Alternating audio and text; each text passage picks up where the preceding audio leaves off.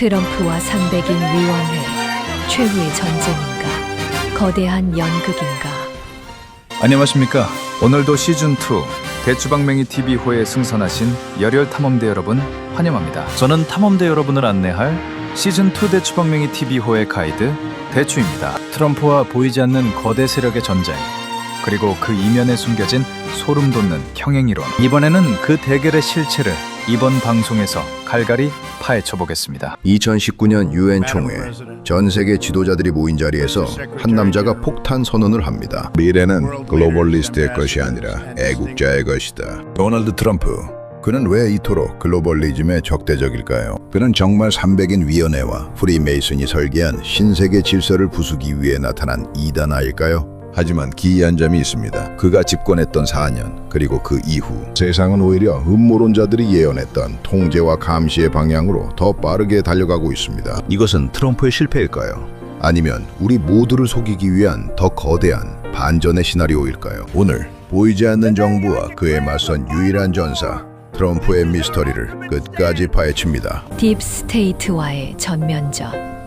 트럼프가 가장 많이 외친 단어는 바로 딥스테이트입니다. 선출되지 않은 권력이 국가를 지배한다는 개념이죠. 음모론적 시각에서 이 딥스테이트의 정점에는 우리가 앞서 다룬 300인 위원회가 있습니다. 트럼프의 공격.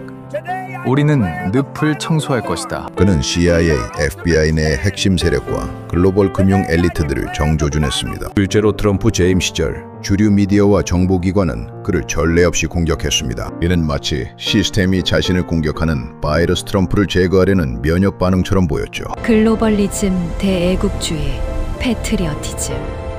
음모론의 핵심 아젠다는 국경 없는 단일 정부입니다. 로마 클럽이 환경과 자원을 빌미로 국가 주권을 약화시키려 할 때 트럼프는 정반대로 파리 기후 협약을 탈퇴하고 국경 장벽을 세웠습니다. 영국 브렉시트와 트럼프의 당선은 300인 위원회의 계획에 사지를 빚게 한 블랙스완 사건으로 해석됩니다. 참고로 블랙스완 사건이란 전혀 예상하지 못한 일이 발생하여 엄청난 충격을 주는 사건을 뜻합니다. 나심 탈레브에 져서 블랙스완을 통해 대중화되었습니다. 하지만 트럼프가 강력한 관세를 매기고 동맹을 압박할수록 역설적으로 전 세계 경제는 더 큰 혼란에 빠졌고, 이는 디지털 화폐와 강력한 중앙 통제 시스템 도입의 명분이 되었습니다. 미스터리 반전.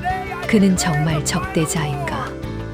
자, 여기서부터 소름 돋는 질문을 던져보겠습니다. 트럼프조차 그들의 채식판 위에 있는 말이라면? 다비스톡 연구소의 주요 기법 중 하나는 갈등을 통한 통제입니다. 대중을 극도로 분열시켜 스스로 통제 불능 상태에 빠지게 만드는 것이죠. 참고로 다비스톡 연구소가 무엇하는 곳인지 잠깐 알아보겠습니다. 다비스톡 인간관계 연구소는 1947년 영국 런던에서 설립된 비영리 사회과학 연구기관입니다. 주요 분야는 조직 행동론, 사회심리, 그룹 역동성, 시스템 이론 등을 연구하며 개인과 조직, 사회 간의 복잡한 관계를 탐구합니다. 음모론에서는 이 기관이 대중 세뇌나 심리 조작을 수행하는 비밀 조직이라고 주장하기도 합니다. 트럼프가 딥스테이트와 싸우는 동안 안면인식, 기술, 디지털 아이디, AI 감시망은 유례없는 속도로 발전했습니다. 사람들은 정치적 전쟁에 한눈이 팔려 자신들의 자유가 기술적으로 잠식당하는 것을 놓치고 있었습니다. 트럼프라는 강력한 캐릭터가 대중의 분노를 흡수하는 사이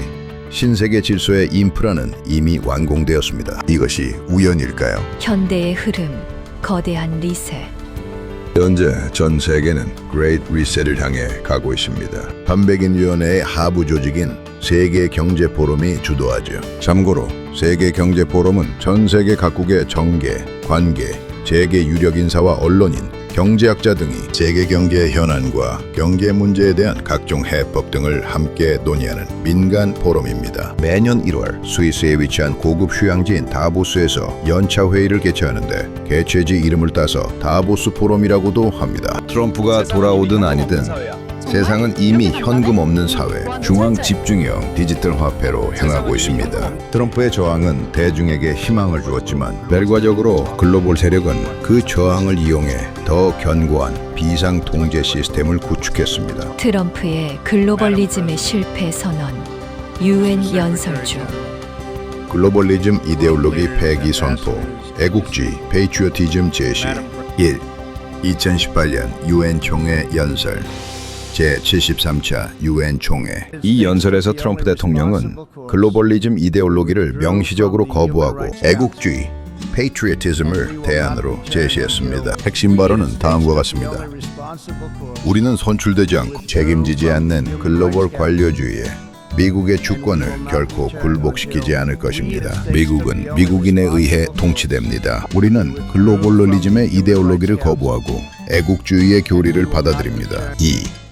2019년 유엔 총회 연설 제74차 유엔 총회. 2019년 연설에서는 미래는 글로벌리스트가 아닌 애국자의 것이라는 더 강력한 표현을 사용했습니다. 핵심 발언은 다음과 같습니다. 미래는 글로벌리스트의 것이 아닙니다. 미래는 애국자들의 것입니다. 글로벌리즘은 과거 지도자들에게 종교적 영향력을 행사하여 그들이 자국의 이익을 무시하게 만들었습니다. 하지만 미국에 관한 한 그런 시대는 끝났습니다. 여기서 트럼프는 글로벌리즘의 실패 선포를 하고 주권국가, 애국주의, 패트리오티즘을 강조했습니다. 도널드 트럼프 전 대통령이 유엔 총회에서 글로벌리즘의 실패를 선언하고 주권국가의 중요성을 강조한 두 차례의 결정적인 연설을 했습니다. 첫 번째 연설, 2019년 유엔 총회 연설, 가장 강력한 선언.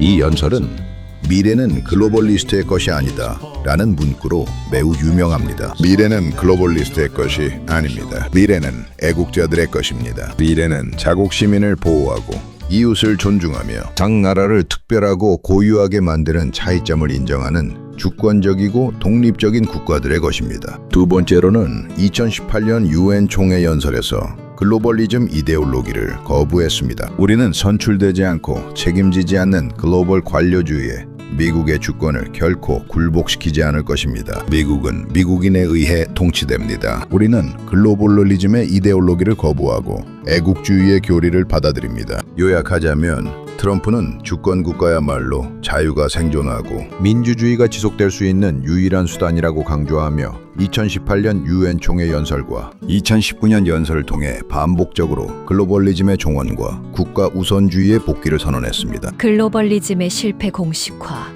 기후정책, 국경 문제 정면 도전. 도널드 트럼프 대통령은 2025년 1월 집권 2기 재선 출범 이후에도 80차 유엔 총회에서 글로벌리즘에 대한 강력한 비판 기조를 이어갔습니다. 특히 2025년 9월 연설은 글로벌리즘의 실패를 공식화하고 기후정책과 국경 문제를 정면으로 겨냥했습니다. 2025년 제80차 유엔 총회 연설 내용은 다음과 같습니다. 트럼프 대통령은 집권 2기 첫 유엔 연설에서 더욱 공격적인 언어로 글로벌리즘 체제를 비판했습니다. 주요 연설 내용은 다음과 같습니다. 글로벌리즘의 파괴적인 개념은 완전히 거부되어야 하며 즉각적으로 중단되어야 합니다. 연공한 산업 국가들이 스스로 고통을 감유하고 사회를 근본적으로 파괴하도록 요구하는 글로벌리즘 이데올로기는 끝났습니다. 주요 비판 내용은 다음과 같습니다. 트럼프는 그린 에너지 정책을 녹색 사기, 그린 스캠이라고 규정하며 이는 국가 경쟁력을 약화시키는 글로벌리스트의 도구라고 비판했습니다. 또한 트럼프는 국경 주권을 강조했는데 유엔이 오히려 서방 국가들의 국경 침략, 불법 이민을 재정적으로 지원하고 있다고 질타하며 주권 국가의 최우선 권리는 국경 통제임을 강조했습니다. 자, 그럼 2026년 동향 및 전망을 해보겠습니다. 현재 2026년 1월 기준으로 2026년 유엔 총회 9월 예정 연설은 아직 이루어지지 않았습니다. 하지만 트럼프 행정부는 2025년 연설의 연장선상에서 다음과 같은 기조를 유지하고 있습니다. 유엔 분담금 및 체제 개편 요구. 유엔이 그 잠재력에 미치지 못하고 있다며 실질적인 행동이 없는 다자주의 기구에 대한 재정 지원 축소를 압박하고 있습니다. 주권 국가 중심의 질서. 2026년에도 트럼프 대통령은 국제기구의 권고보다 미국 우선주의 (America First)와 각국 자율에 기반한 애국자들의 미래를 지속적으로 강조할 것으로 보입니다. 이제 마무리할 시간이 왔습니다. 과연 우리가 보지 못한 것은 무엇일까요? 결국 진실은 무엇일까요? 트럼프는 거대하게 맞서 홀로 싸우는 고독한 영웅일까요? 아니면 대중을 연극 속에 가둬두기 위한 최고의 배우일까요? 그러나 확실한 것은 하나입니다. 트럼프를 알면 세상이 더 선명하게 보입니다. 음모론자들은 세상에 300인 위원회 같은 글로벌리스트가 없으며 이것은 음모설이라고 주장하지만 세계적인 정보망을 갖고 있는 미국 대통령이 유엔 총회에 나와서 수차례나 글로벌리즘의 위험성을 경고하고 있습니다. 음모론자들은 이 글로벌리즘의 위험성 경고한 트럼프를 한 개인의 이단적 성격으로 또는 광인으로 묘사해 평가절하하고 있습니다. 과연 미국 대통령의 유엔 총회에서 수차례 발언이 정말 헛소리일까요? 여러분의 판단에 맡기겠습니다. 그러나 세상은 아무리 부인해도 그렇게 세팅되어 움직이고 있습니다. 그동안 익숙해져 있는 신세계 질서가 강력한 미국 대통령의 도전 선포로 전 세계가 불편을 호소하고 있습니다. 전 세계를 몇 개의 세그먼트로 나누어서 통제하려는 음모론자들의 신세계 질서는 돈이 많이 들어갑니다. 이 지배구조도 기독교의 유혹 사상에 뿌리를 두고 있습니다. 트럼프는 비어있는 곳간으로 허세를 부리는 이 바보짓을 그만두려고 하는 것입니다. 그러나 우리가 특정 인물을 지지하거나 증오하며 싸우는 동안 보이지 않는 손은 단 한 번도 멈춘 적이 없다는 사실입니다. 세상은 그들이 원하는 방향으로 흐르고 있습니다. 이제 우리는 질문을 바꿔야 합니다. 누가 우리를 구원할 것인가가 아니라 우리는 어떻게 이 정교한 시스템에서 깨어날 것인가를 말이죠. 이 미스터리한 전쟁의 끝은 어디일까요? 여러분의 생각을 댓글로 남겨주세요. 진실을 찾는 여정은 계속됩니다. 구독과 좋아요는 그 여정의 등불이 됩니다. 여러분의 힘찬 성원은 큰 힘이 됩니다. 시청해주셔서 감사합니다.